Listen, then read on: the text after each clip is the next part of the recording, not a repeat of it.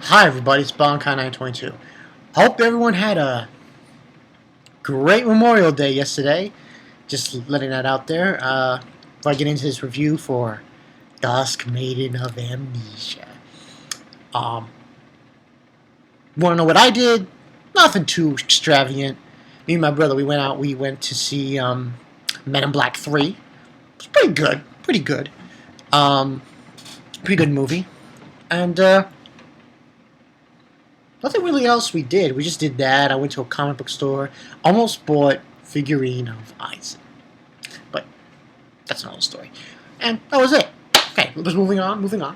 Let's get back to topic at hand. Excuse me. Dusk Maiden of Amnesia. Last week's episode was like, everyone was like, they couldn't believe what happened. Okay. Well, this episode ended good. And it ended very good, I have to say. It really ended good. This show is very intriguing to me. With how, it mostly focuses on the main people involved.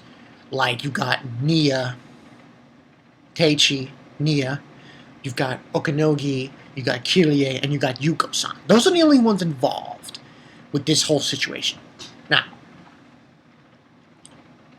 as we saw from last week, her memories came back. Her memories came to her, and she pushed TEICHI. One of my subscribers, the guy from this guy Destiny, he says, why did she push her? He was so active, hyperactive over it.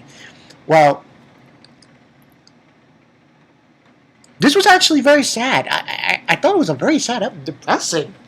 I was about to do the whole video here in black and white, but I decided not to. Very depressing because in the beginning of the episode, we see Nia, and he sees Yoko, and she tells him, beginning of the episode, you can't see me anymore. You can't see me anymore. Oh, likewise, you should stay away from me. And she says, who are you? Who are you? Then it goes to, what's her face? KIRIE. And I still do not like KIRIE. I mean, but what's interesting to see in this episode, KIRIE, obviously, her emotions for him were rising a little bit. You can pretty much figure out that KIRIE is a Tsunade character. And she has feelings for TEICHI. She does. But she doesn't bring them out. In this episode, we saw slightly that. But anyway, he's talking to her on the roof, and she's explaining to him that what might have happened was that Yuko-san had amnesia, and she split her memories away from her. And that, he's asking him, like, what are you going to do about it? Like, do you still, and she's very, KIRIE is like the character who, she's always with TEICHI, trying to, like, console him. She's trying to console him here. It doesn't do jack shit. It's like, come on, man. You're a bitch, KIRIE. But she's trying to console him. Saying that, or what do you want to do? Like, almost to suggest, are you going to go back with her? Doesn't really give an answer about it, so on and so forth. And then, because it seems like Yuko-san, pushed him off and said, don't come near me anymore. So he's basically walking through the hallway. Another scene, Nia-san, TEICHI, and he bumps into Yuko. He walks away. Can't confront her, can't do anything about it. Walks away, and then is walking, and he keep repeating, the same words keep repeating in his head. Who are you? For what Yuko-san said. Who are you? Who are you? Who are you? Who are you? And he's like, and he falls down, and he starts crying, and he's like so it's just such a depressing situation. He realizes, oh, I can't be with her anymore. She doesn't remember me. It's like, and then here comes Okanogi. And she's like a weird character. She can't see Yuko-san at all. So it's like, she has feelings, great, humongous feelings for Nia. She really loves him. And then she starts helping him. Helping him with, walking and stuff, holding him, because she's holding his arm, weight of his arm, so he can walk without using it. And he says, I got it. No, I want to help, And they start walking and everything, and then they start meeting up with each other more often, Okanogi. And you get this, and we get all these different scenes with, she's with him in the morning. Then we get this other scene where she's with him. I kind of forgot. Oh yeah, she's with him eating a lunch. She's feeding him, so on and so forth, feeding him. And then she's feeding him the omelet, and all of a sudden the omelet gets knocked out of her hand.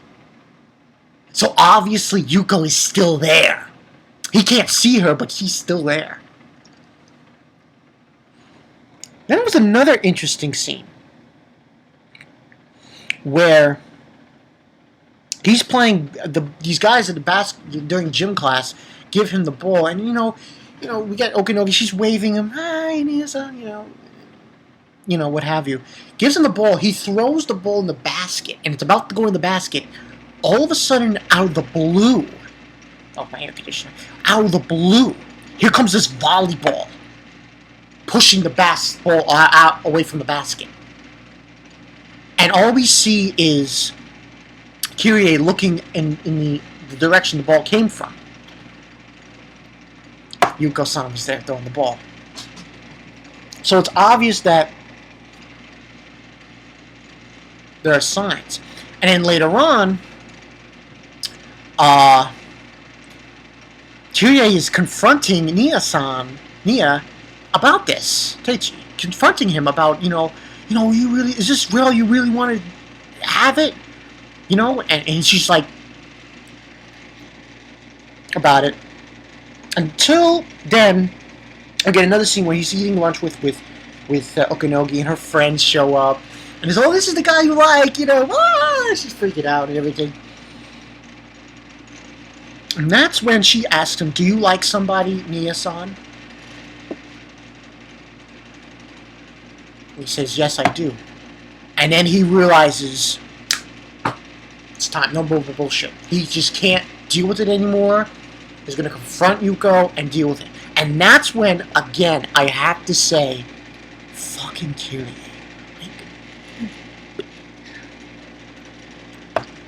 Sorry, I don't like her. Because every time, during this entire episode, she seemingly was consoling him. But he's there, ready to go. Yuko-san says, you can't do it. She's like negative. KIRIE. She's fucking negative. Saying, you can't do anything about it. She's not going to remember you. She says, no, it doesn't matter. I have to try. I have to tell her. I have to know what's in her heart. And then KIRIE's like, Nia. And then he walks away, and he's going to go in there, and he starts calling her name. See, KIRIE, she's a bitch. I'm sorry. She's the biggest bitch in this show. Because she's trying to pull him down.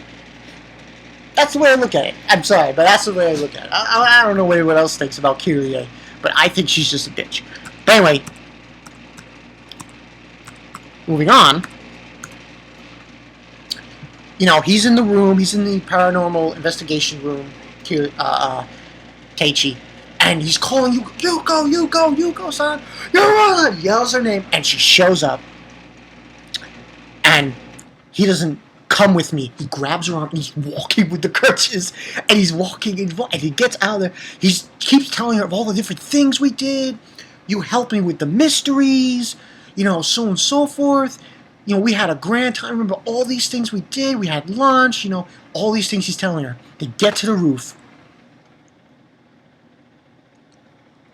And then She asks him again. Yuko-san asks him again, "Who are you?"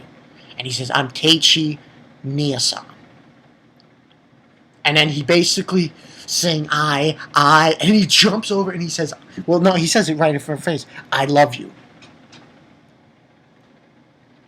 And then she's saying, I don't care what happens, as long as you remember me, at least give me that. And then he falls on top of her, grabs her boobs. And then guess what? Her memory's back! It's like, what? What? That's all it took? Grabbing her boobs? Grabs her boobs, and that's like she says, "That's just like the first time you touched me." Touched me right on her chest. And then we get Okanogi showing up. I was like, oh, that's who you fell in love. That's what you love. You love Yuko-san. You're like, ah. She's like dancing around. It's so stupid. And then he doesn't deny it, and his son's like, yeah, I do love Yuko-san.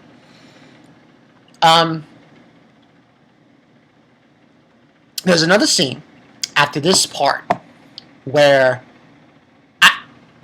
I hate to hate on KIRIE, but I just didn't like her being so negative. She was so negative when he was trying to get back with Yuko-san. So negative, so negative. Come on, man, bitch. Come on, stop the negativity. But anyway, she's in the club room. And I forgot to mention this. When she was talking to Nia-san in the park, when it was raining, something pulled her back. That something was the dark Yuko-san. The shadow. The shadow of Yuko-san. And that's what confronts her in the paranormal room. You know, where the club has their meetings. So, next one, I forgot what the next episode's called. Maiden of something. I forgot the exact name. Damn. But anyway, this one was called Recollection of Maiden. Next one, I forgot the name of it. But it's going to be surrounded around the shadow of Yuko-san. This is going to be the second time she's going to come out and confront, I guess, Yuko-san. Original Yuko-san. So, and that's the story. Trying to think right now what to give this episode.